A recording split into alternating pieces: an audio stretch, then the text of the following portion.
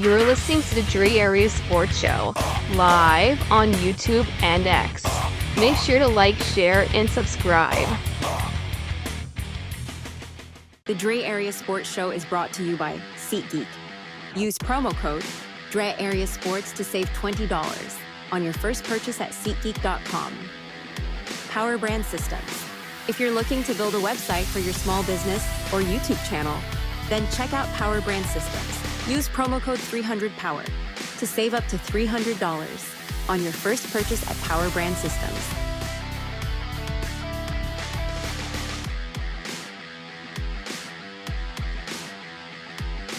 So we're going to do a mock draft of the first round. Now, in this mock draft, we're going to predict the picks for the top 10 teams and then do a consensus pick on number 11 on who San Francisco is going to select. Now, we're not going to do any trades, so we're not going to get wild and start, making trades left and right, but we are going to go ahead and do this. So let me go ahead and share this screen. Where is it? Okay. This new thing they have where you can pick accounts on Chrome, it throws me off every time. Because I had one window with a different account open, so I couldn't share it because it was just like, what's going on? Okay, here we go. So this is on Pro Football and Sports Network. I'm not cool like Sterling and have PFF at my disposal, but here we go. Okay, so we're on the clock as the Titans, and we have the first pick in the draft. If it's me, it's Cam Ward, because I can't go another season with Will Levis. After what I saw last season. Right. Yeah, I mean, look, Cam Ward is probably the only quarterback, although I don't think he has the elite potential as previous first overall quarterbacks. Like, he's not Andrew Luck, he isn't Trevor Lawrence. He is by far and away this draft's best quarterback. Yeah. The Titans have basically told the entire NFL, we're not taking Shedeur. We're not going Abdul Carter. It is a Cam Ward's world. I think he was asked yesterday of who's your top 4 receivers? And he goes, Calvin Ridley and Treylon Burks. And it was like, what the hell? Yeah. Okay. I guess you're a Tennessee Titan already. So awfully selective there. Yeah. It was very clear. Cam Ward is a Titan. That pick is already in for the NFL draft. This was like the last year with what's his face on the Bears. What was his name? Williams, yeah. Caleb Williams. I was going to say Jalen Ramsey. That's not Caleb Williams was like, Caleb Williams told the punter, he was like, man, they're not going to use you very often this year. Right. And they punted the entire season. And they sucked so bad. Okay, so we're going to say Cam Ward is the number 1 pick in the draft. He's locked in. Now we go to the Browns. Yeah. Now, the Browns this is where they're kind of in a pickle, because they got this guy named Deshaun Watson that they really don't want anymore, but they're stuck with him. Yeah. Do you think the Browns could make a move for a quarterback? I don't think they do. I don't think Shedeur Sanders and Jackson Dart are that good of prospects that you take them at number 2. I think I don't think it's Will Campbell, because they hate their quarterback anyway, so why would they want to protect him? They're like, no, just let him get hurt again. That's fair. I think the safest pick for them would be Abdul Carter. The safest pick, I would push back and say that if you're the Browns and you need to revitalize your franchise, you've took a big swing into Deshaun Watson and it just cratered your entire organization. Yes, Abdul Carter is a home run here, bona fide top 3 player in this draft, probably number 2 on my list. However, this team needs receiver help. They have Jerry Jeudy, but they need cornerback help too. And I think you want to get the best player in this draft by far. You go Travis Hunter, which gives you the freedom to either early on day 2 in round 2 or trade back up in the first round and go get Shedeur Sanders as well. You get 2 Colorado boys. You get all the media attention you want. It brings hype back to the franchise. You get a dual threat, arguably one of the best players the draft has ever seen in Travis Hunter. He can be your number 1 cornerback. He can be your number 1 receiver. He can pair great with Shedeur Sanders, albeit I don't love Shedeur Sanders that much as a quarterback at the NFL level. But I think you go Travis Hunter here. I think it makes the most sense. You have the need. You just re-sign Myles Garrett to a massive deal. You can argue you can have 2, dual edge rushers that are just amazing, but the bigger need, I think the better fit, honestly, if you want to get Shedeur Sanders, is Travis Hunter. And even if you don't like Shedeur Sanders, you still have to have a receiver to throw to and a cornerback to lock down the opposing receivers.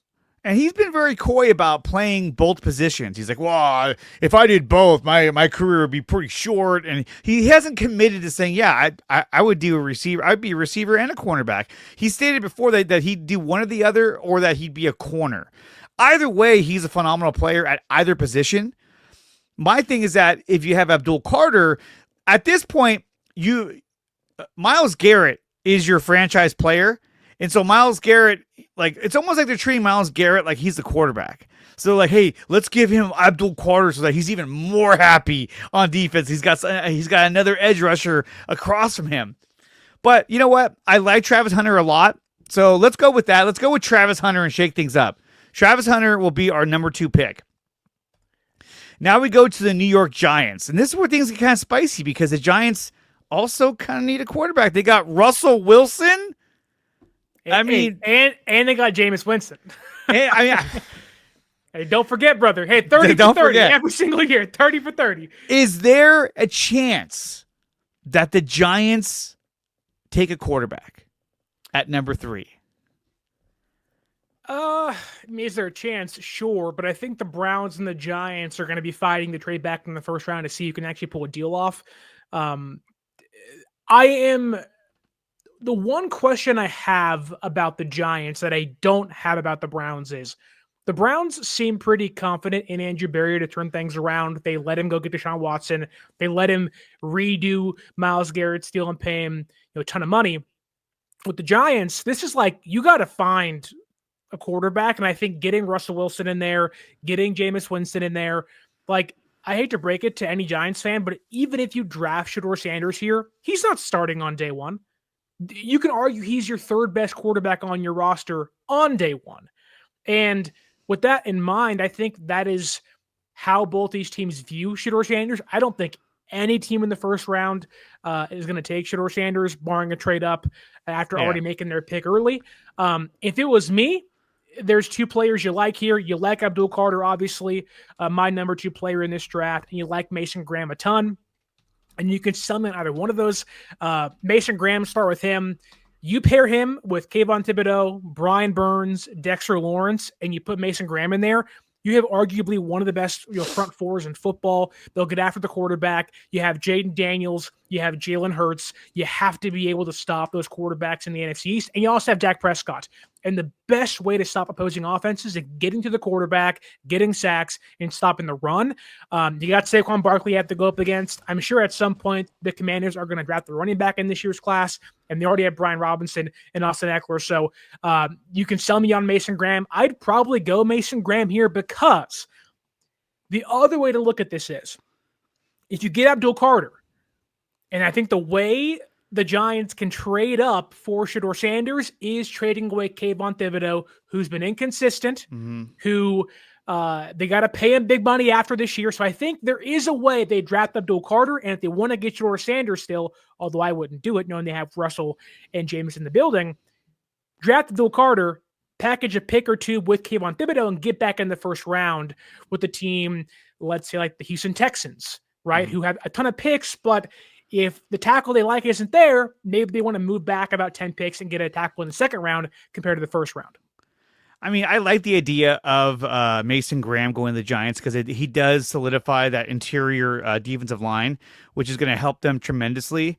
I also like Abdul Carter because it gives another threatening pass rusher on the edge, and they need to essentially rebolster this defense because their offense is going to have problems probably all year long because of the fact that they don't really have a true number 1 quarterback. Sorry, Russell Wilson, but you are a Seahawk. So let's go. To me, it's down to Mason Graham or Abdul Carter. But I think Mason Graham fills the needs that they need in terms of that interior defensive line. And they already have an edge rusher in Thibodeau. Obviously, they would look to trade him if they drafted Abdul Carter. So let's go with Mason Graham. Oh, the Niners are calling. They want Mason Graham. We're going to make a trade. Okay, so let's go with Mason Graham at number 3. He's going to be stoked. And this makes pick 4 so much easier for us. Abdul Carter. Yeah, it's easy. Mike Vrabel basically told the media yesterday, we're not taking the tackle at pick 4. So I think it makes the most sense in the world. Go Carter here. Solidify your defense. You already paid big money for a lot of players on that side of the football. Yeah. And you have a defensive-minded head coach again. You sign Harold Landry. You fix your interior. Go get what many say is the consensus number 1 pick in this draft, Abdul Carter. Okay, so here we go. Abdul Carter is going to the Patriots. That's in every mock draft. He doesn't get. That's the farthest he'll go is 4, and then he goes to the Patriots. If he fell to 6, I don't even think the Raiders would trade away from that guy. Imagine having Abdul Carter and Max Crosby on the same line. Oh, and Tyree Wilson, and they'd also have, oh my God, who was the guy they just signed last year? Christian Wilkins from the Dolphins last year. Yes. Like it'd be awesome. Okay, so now we're at number 5 with the Jaguars.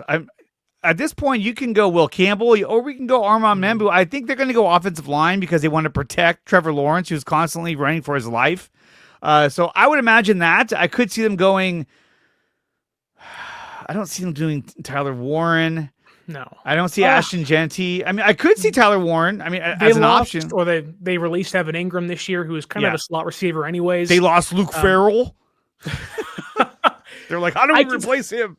I could see them liking Tyler Warren, and I wouldn't be shocked about it. That said, you got to keep your quarterback upright. I think Will Campbell's the pick here. Yeah, Will Campbell. Whether it's a tackle or the interior, I think it makes the most sense. They traded away Cam Robinson last year.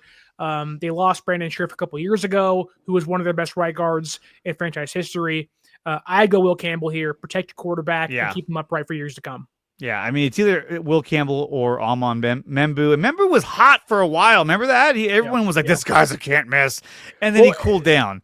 Well, a lot of that is because a lot of people don't view Will Campbell as a tackle, and Membu being the best, archetype as a tackle in this year's draft. That's why you saw him so high. But I think Will Campbell can be a tackle, albeit he has shorter arms, which may hold him back. However, even if he is a guard, you have a 10-year vet who's probably going to be an all-pro every single year for the next decade. They say he's got small arms. So I guess if you draft Will Campbell, then you got to make sure you get, what was his name? From the corner. Mac McWilliams from Mac McWilliams in round 7.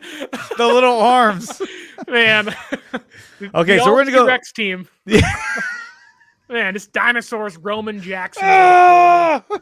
Okay, we're going to go Will Campbell at number 5 to the Jaguars. That pick is in. And now we're the Raiders. And we got to figure out who the fuck are the Raiders going to draft. You got Gumshoe and Pete Carroll and Tom Brady in charge now. Yeah, you got Beavis and Butthead in charge with Tom Brady. Look, I think if you want to go traditional Raiders, they would pick Shedeur Sanders. That's if they got Geno, man. Geno's locked up. They're going to be somewhat competitive. They may suck. I think so. They're going to be competitive. I think so, but I mean, the Raiders could go Will Johnson and go for a corner as well. So the debate I've seen and I've had with myself is that they desperately need a cornerback. They have nobody. Nate Hobbs left for the Packers, I think, this past offseason. They need a cornerback big time. Pete wants to run the defense. He wants to run the Seattle cover 3 stuff they do.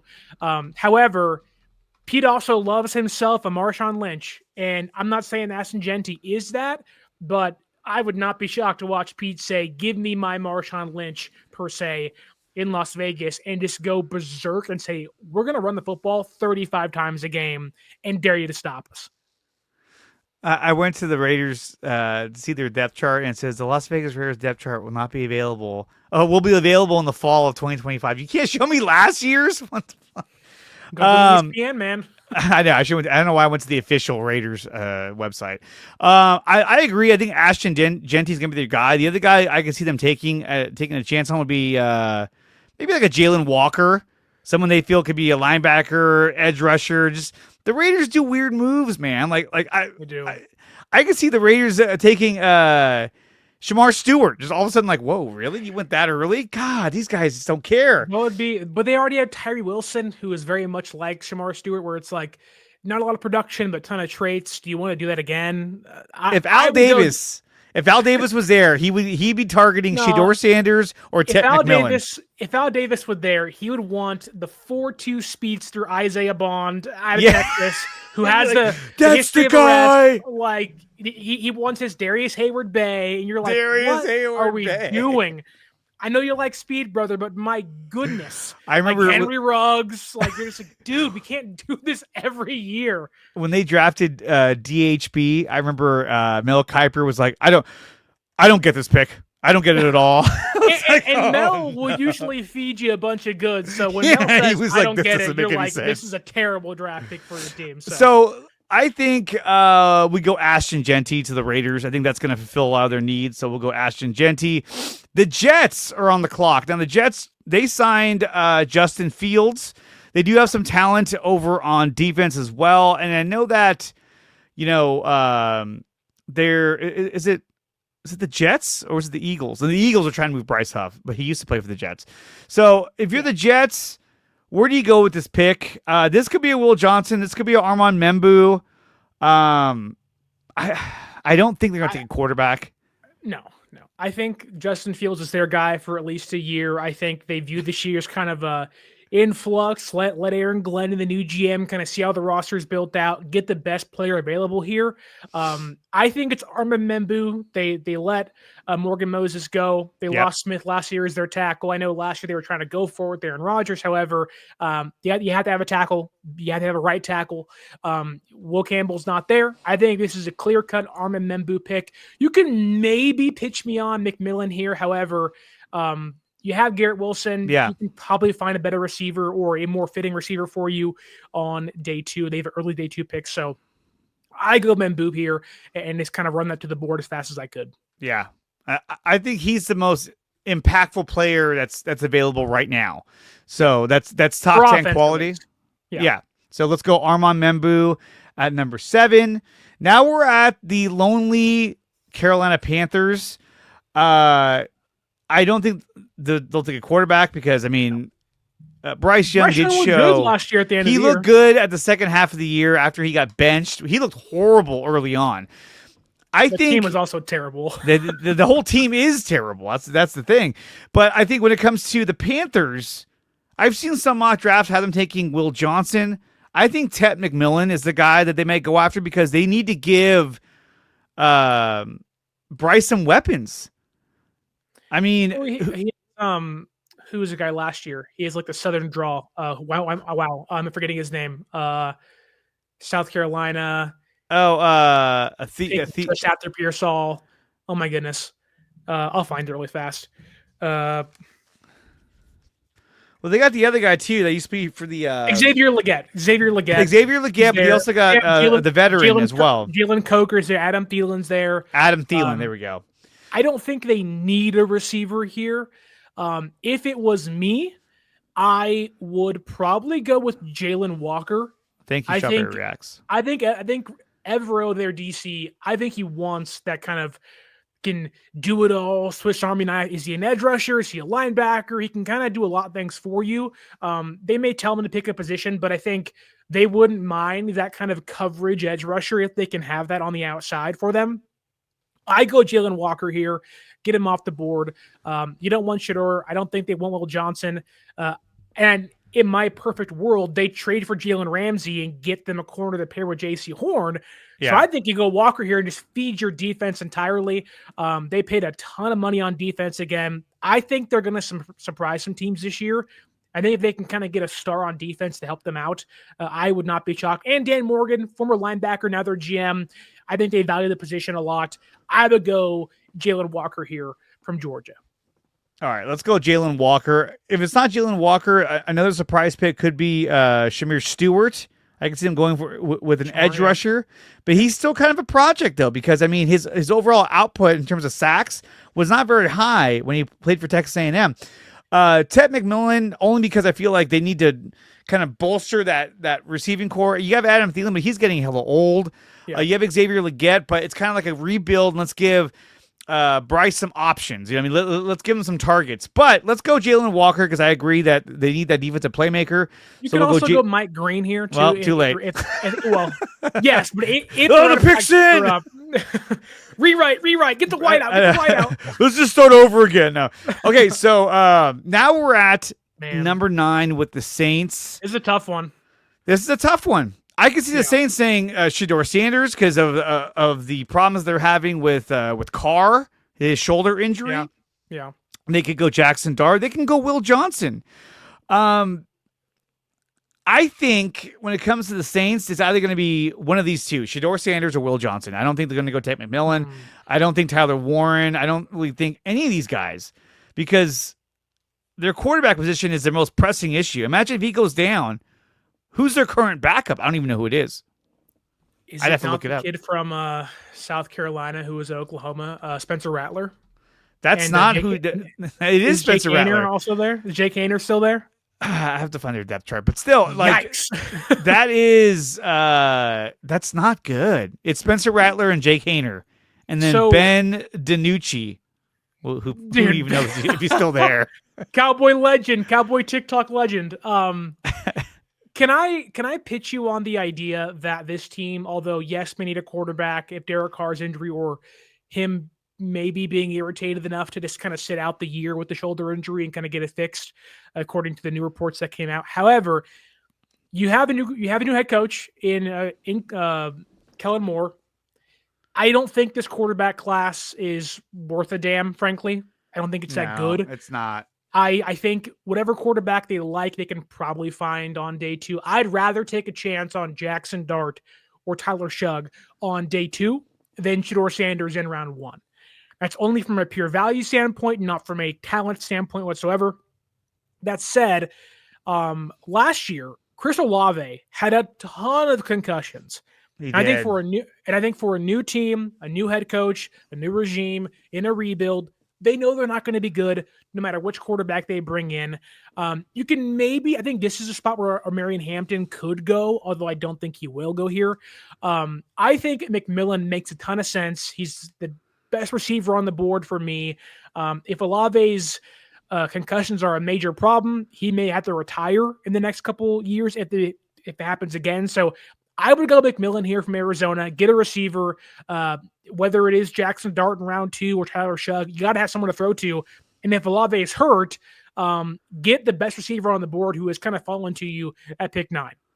Yeah, I mean, looking at their depth chart, you got Brandon Cooks, you got Chris Olave, you have an injury. Bud Means, Kevin Austin Jr., Dante Pettis. So, I mean, their receiving core is fairly thin. It's not like it's budding with talent. So let's go Tet McMillan because of the Olave concussion syndrome. So we'll go Tet McMillan to bolster their receiving core. Now we're at the Chicago Bears. Ooh. I think at this point, you can go Shamir Stewart, you can go Tyler Warren, or you can go Will Johnson. I mean, of course, you can go anywhere. But I think when you look at the top players that are available, I think they could go Will Johnson to try to fortify that corner position across from what's his name, Johnson, the guy they have, Jalen Johnson. Jalen Johnson. You could argue that. I have a feeling that Will Johnson's not going to be a top 10 pick. I think they like Kyler Gordon. They like Tyreek Stevenson a ton. I think Stevenson was a cornerback celebrating in talking at fans on the Hail Mary from the Commanders last year. So there's kind of a stain on his name currently, but had a really good year last year for the Bears. I don't know who else is on the board. You can maybe pitch me on Mike Green here, get an edge rusher, pair him with, oh my goodness, the guy from the Commanders that got traded over. Montez Sweat? Yes, thank you. They're not going to go receiver. They went and re-signed DJ Moore last year. They brought in the guy from Washington during the draft last year as well. Mm-hmm. I don't think they're going to go cornerback. They don't need a quarterback. Maybe you go Tyler Warren, but they have Cole Kmet, which maybe they don't care. Ben Johnson's now in charge. You could really pitch on a Marion Hampton here. Although a very different running back from Jahmyr Gibbs, a lot of the comparisons are made there. I don't think they're the same whatsoever. Maybe you go with Quichon Judkins, Travion Henderson from Ohio State. There's a lot of talk, a lot of heat on 3 running backs in this first round this year, which is rather shocking knowing how deep this class is. However, I wouldn't be too surprised. Show me the offensive line stuff. I don't think it's going to be great. Probably Kelvin Banks and Josh Simmons still. Yeah. Kelvin Banks, Josh Simmons. You don't love that. Tyler Booker. No. Gray Zabel. Gray Zabel's great. I don't think they've but filled this is 3 of their offensive line needs. This is number 10. It's a top 10 pick. I mean, right. Go to the defense for a second. Jalen Milrow. The defense. I just did that to troll Johnny. I think defense is where they're going to go. I really do. Yeah. I mean, imagine getting Will Johnson on that defense, and then obviously you'd still have Jalen Johnson. You got Tyreek Stevenson still there. So, I mean, you got they got Nick McLeod. Remember Nick McLeod? I mean, teams wonder. Because you got to look at it like this is a chance for the Bears to kind of do what the Lions did a couple of years ago, where they kind of put everything together and they made a run. And so I think that's kind of where they're in right now. They're in that position where it's like, hey, if we just add a couple more pieces, then I think we can make a run at this to at least get into the playoffs. They could be the surprise team of the NFC for all we know, with obviously with their new coach. Yeah, I mean, the only concern I have is that they do already like their cornerbacks. I think defensive line is probably what they want to do. I don't see him going Shamar Stewart. Like, this is the one pick of the entire top 10 that I'm like, I don't know what they're going to do. Because maybe Derek Harmon, Green. Maybe Walter Nolan. They brought in, didn't they bring in Grady Jarrett from the Falcons? They got Montez Sweat, Grady Jarrett, Garvin Dexter, and then Deo. I can never say his last name. Ingbo. You're on your own here, brother. I'm not going to help you out. Yeah. I'm not even going to try. Terrence saying Malachi Starks as a safety. Yeah, I mean, but do you want to go safety top 10? Like, that's where, like, the positional value conversation comes into play. Typically, you don't go safety. They just re-signed Jaquan Brisker to a pretty big deal. I don't think they would. They have Kevin Byard. I think it's Mike Green here, to be honest with you. And I hate that for San Francisco, but I think it's Mike Green. Get an edge rusher, fix your defense. However, again, you can pitch me on the idea of a running back here, and I'm not going to say no. Yeah, but I don't think the running back out of North Carolina, Amarion Hampton, I don't think you take him this early. I think you could take, they don't need a quarterback, but you could try to go for a quarterback, but if you need one, but they don't need one. So at this point, I mean, what about Tyler Warren? I know, but you just said they have Cole Kmet, unless they are in love with that guy. Which means nothing, but I don't know. It doesn't, but, or there's Kelvin Banks, where he gives them another offensive lineman. It's a tackle, and I know that they went out and they made a trade to get Joe Tooney, who's a left guard. You got Braxton Jones, and you have Jonah Jackson, and then of course they went out and they got Drew Dahlman. Why wouldn't they? You still mad about that? And they did like it was nothing. They were like, oh yeah, we'll get, come on down. It was like, oh my God. But I think that one of the philosophies that he's going to have there is that he wants a dominating offensive line like he had with the Lions. Sure. And if that follows true, then I think Kelvin Banks is probably the guy they're going to take to give them a more solidified offensive line. He wants as many options and depth as possible to make sure that O-line is as unstoppable as the Lions O-line. Well, if that's the case, why wouldn't you just go Josh Simmons and hope it works out because you hit a home run at 10 if you do? Josh Simmons, you could. Let's see. Again, I think it's Mike Green or Marion Hampton. Maybe I'm wrong there, but I've kind of taken over this draft with you, so I will let you pick this, and it'll be on your shoulders the entire show. It'd be your fault if it's wrong. Oh, yeah, it's my fault on the Bears had a bad draft because Andre picked Kelvin Banks Jr. I don't think Kelvin Banks is like the gangbuster of all offensive tackles. But I do think, let me see one more thing. Who is their tackles? They have Darnell Wright, and they have but they have nobody, no other. Well, they have other offensive linemen that nobody under tackle. That is, and then they have Braxton Jones, who's good. Yeah, but does Joe Thuney count as a guard or a tackle? They have him listed as guard, and his backup is Bill Murray, the actor. That's a little. Ghostbusters, man. They're a little thin there. Heck yeah. Okay, so if you're gonna go any talent that's NFL ready, I hate to say this, but it's gonna be Mike Green. Yeah. He's a guy you can plug in and just say go. So now you're deflecting off of the offensive line thing to my pick initially, to the edge because everything else is a project, and I'm looking at like this guy's ready to rock. Okay. And if this is a team in the Bears that wants to go after it this year, yeah, he'd be the most impactful player, bearing any kind of like, I got arrested. So other than that, then this guy, he's ready to rock. So let's go on a whim here. Yeah, let's go Mike Green. Now we're at the last pick, which I really wanted. But then I was like, I can't have a bias. Like, where I'm like, no, I don't want to pick him because I want to get him with San Francisco. Just okay, every pick is like Sean Dolak, Mac McWilliams, like McWilliams, Caleb Johnson's next, like all these like middle tier players. You like. So now we're at 11. Now look, the Niners could easily trade back from 11 and take in the early 20s. And still get a bevy of picks back in return, which I think that's what they're going to do. But if they don't make a trade, I don't think they're going to be able to trade back, though. All the indications, all the reports say like every team wants to trade back and nobody wants to trade up. Like the Giants aren't moving up here. The Saints aren't moving up here. Obviously, the Browns aren't moving up here. No one's going to say that. I mean, no one's going to be like, we're trying to move up, and some of them might, but no one wants to play their hand. The only team I can see trading up here is either the Colts for Tyler Warren. I don't think there's a concern San Francisco, the Cowboys, or the Dolphins take him before it gets to the Colts at 14.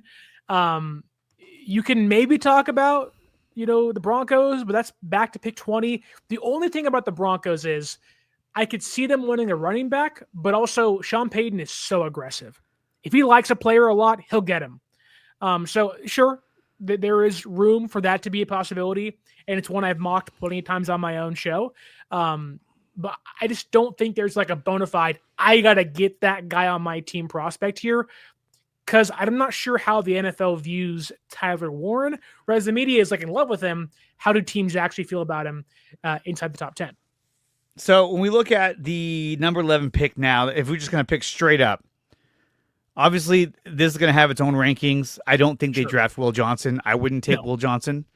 I would trade out of the spot if someone were available. A team might want Will Johnson or Shamar Stewart, but even Shamar Stewart is not a guy that I'm sold on as like, yeah, this is it. This guy's very raw.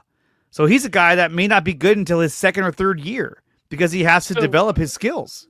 The one thing that concerns me with the first top 10 picks and what happens with San Francisco is the fact that the edge rushing room is Abdul Carter in tier 1, Mike Green in tier 2, barring some red flags. Then it's a bunch of other guys that you like but aren't in love with, guys you can see working out, but there's questions around their productivity in college or how they fit in the scheme, or they just have some small nitpicks on their game that may deter you from taking them at 11. If Mike Green is there and the red flags are clear, I think it's a clear cut. Take him. You love him. He's bona fide number 2 edge rusher in the entire room. Yeah. Across from Nick Bosa, you get a home run pick here and you love it. Hopefully his red flags are clear for his own sake and the persons that accused him sake. That said, I don't love Shamar Stewart here. I think he screams Cody Pay, Tyree Wilson, big athletic freak, and I get it. The Senior Bowl stuff was awesome. There's weight concerns. You lose 20 pounds, you lose 15 pounds. Will your power translate to the NFL? He's not a finesse player whatsoever. You can talk about James Pierce Jr. here, but there is some does he love football conversations. Yes. There was an arrest when he was at college for weapons charges. Those charges were dropped against him. So how does that look? I also don't think he's a scheme fit. I think he fits more as that 3-4 outside linebacker role compared to a hand in the dirt, 4-3 edge rusher. I'm not taking a linebacker. You can pitch me on a person like Walter Nolan. You can certainly pitch me on Derek Harmon. And that's where things get tricky, because if Mike Green's there, you take him and you can get your defensive tackle on day 2. probably 2 or 3 of them. You can go Omar Norman Lott on day 2. They'd love that. You can go Alfred Collins on day 2, or CJ West, Cameron Jackson on day 2 from Florida. But now where you've kind of been pigeonholed into a defensive tackle, I think it's either Nolan or it's Derek Harmon, and that's it. Yeah. For me, I would go with Walter Nolan. I like his pass rushing ability. I do think that there are things he has to work on in terms of, against the run game and not being pushed off his position. But I think he's young enough, big enough, and skillful enough that like he could be a bigger difference maker than Derek Harmon will be in his entire career. I've even heard comparisons for Walter Nolan to Chris Jones of the Kansas City Chiefs. So with that being said, my pick, the safe pick for me, would be Walter Nolan. I think that's the guy I'd feel most comfortable with going at with number 11. I think the safest pick in an all-around conversation is Derek Harmon. However, if you want that super tradesy, has high potential, can actually like be a bona fide game changer by himself, maybe not in year 1, but he'll come and start in year 1, get the reps he needs. But you get Walter Nolan and you pair him with somebody else next to him. Let's say it is a CJ West or Cameron Jackson or an Omar Norman Lott. There's certainly drawbacks to Walter Nolan. There's been some effort problems, albeit I think those can change when you have Chris Kosaric yelling in your face on a constant rep. And think about it too. He's going to have Nick Bosa to his right, and he's probably going to have another draft pick to his left, who it could be, like you said, Omar Norman Lott. It could be anybody.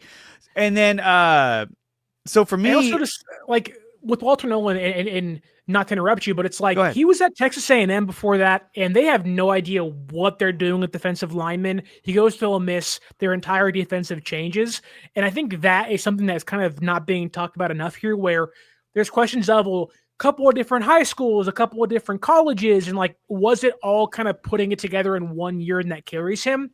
It's certainly a conversation you can have, and I wouldn't downplay it at all. However, I think Harmon's a safer pick, but if you want that uber tradesy, I think fits more what San Francisco likes in their defensive tackles, I can see Nolan being that guy. However, on the flip side, San Francisco seemingly trusts what Oregon does on their defense. They got Lenore in previous regimes. They had Buckner and Armstead. They just trust what those guys do out there in Oregon. So I don't think they've talked to Harmon with the top 30 visit, albeit I don't view top 30 visits as this big grandiose deal. Are they important? Sure, but they're not always built up to what they actually are. So I'm good either one. I'm just saying that Harmon's safer, probably going to be a more consistent player earlier on in his career. However, Nolan, I think, can be a higher upside player as his career progresses. 6'4", 313 versus 6'3", 296. I mean, overall, Derek Harmon is bigger. But, okay, well, let's go with Derek Harmon. Okay. I'm going to draft Walter Nolan. There we go, and we're done! Either way, I got dupe. Either way, I think if you go with Derek Harmon or Walter Nolan, it's a win. Because you need help at the defensive tackle position. My only concern with Walter Nolan is that there is some questions about his ability to stop the run on a consistent basis. Not like, but we know they can, but it's can he consistently do it and hold his position during different run schemes. While I think with Derek Harmon, he's more of a bigger placeholder that is not going to get moved. And that's why originally I was in love with Kenneth Grant, because he's such a big dude that is not going to get moved around. But again, Kenneth Grant, his stock has fallen pretty hard. I mean, there was talk early on that he was like nearly a top 10 pick. And now look, he's ranked at number 38, which means that he'll probably go somewhere in the 20s. Right. And I think, the defensive tackle position is so interesting this year because it's a deep class for sure. But, you have someone like Nolan, who I think if you get Nolan, I think it could benefit him a ton to pair him with a run-stuffing defensive tackle, a space eater, and kind of let his pass rush do a lot of the work for him in year one. You have guys you like in your room but don't love: Kalia Davis, Evan Anderson, and Jordan Elliott, albeit none of those are game-changing pieces. That said, if you want to go Derek Harmon in round one, I wouldn't say no, because in round two, you get Omar Norman Lott. You kind of get that pass rushing, big hands, aggressive, just smacking dudes around, pass rushing play style at DT as well. So it's hard to pinpoint who they'll take. I can see it one or two ways. And if you go Nolan and CJ West or Darius Alexander, who will probably be gone by round 2, or you go, you go with Cameron Jackson, or you go with Ty Robinson. There are a lot of players you can take to pair with Nolan, who you'd love. Jamari Caldwell from Oregon as well. But if you go Harmon, you can also pair a more well-rounded player with a more specialist type with Omar Norman Lott and others. TJ Sanders from South Carolina, who I'm sure Salah will love in round 2 if they pair him with a player like Harmon in round 1. I mean, I just think the Niners are so big on pass rush that I think they'd be willing to say, okay, let's go Walter Nolan, because we know that's his specialty, is getting pressure on the quarterback, and that's what we want.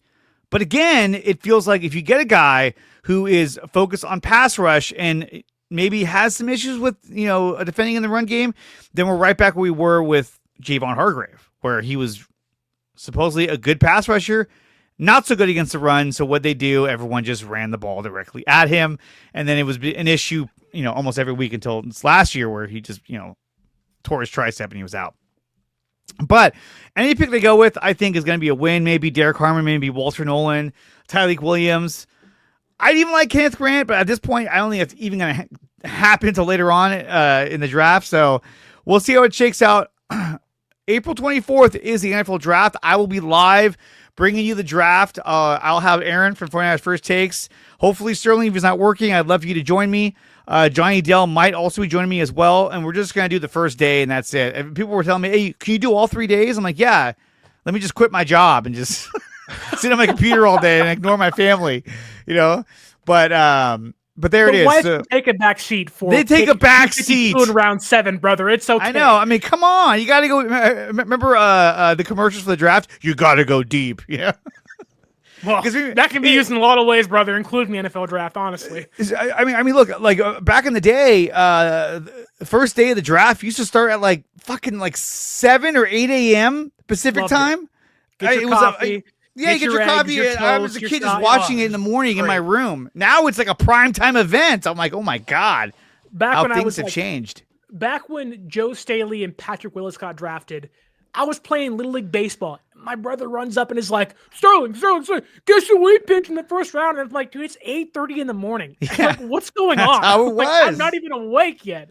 It was great. I know. It was great. It's the only draft that everyone tunes into. Yeah. Baseball tries to make their draft relevant. Nobody cares. And the NBA, it's still a crapshoot.